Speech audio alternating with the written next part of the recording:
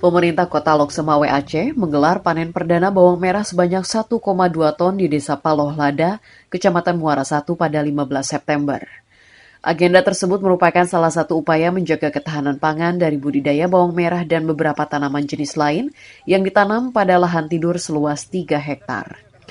Selama ini untuk memenuhi kebutuhan masyarakat Kota Lok Semawe, para pedagang harus memasok bawang merah dari Kabupaten Aceh Tengah hingga Pulau Jawa.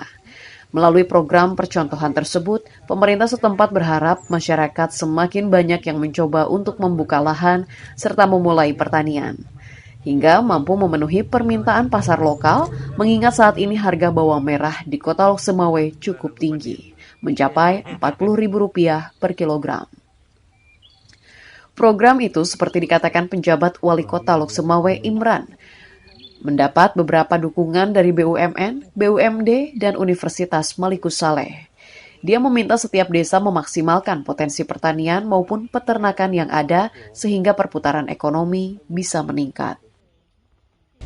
Ya, karena saya lihat itu hasilnya sangat luar biasa, dan seandainya saja ini bisa kita tanam mungkin ya sekitar 10 hektar lah untuk ini, saya pikir kita akan bisa mencukupi itu untuk kebutuhan bawang merah yang ada di Lok Semawe.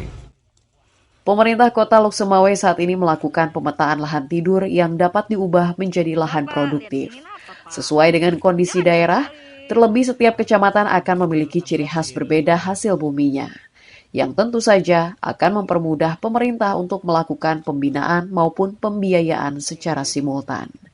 Dari Kota Lok Semawe Aceh, Trifani, Kantor Berita Antara, mewartakan.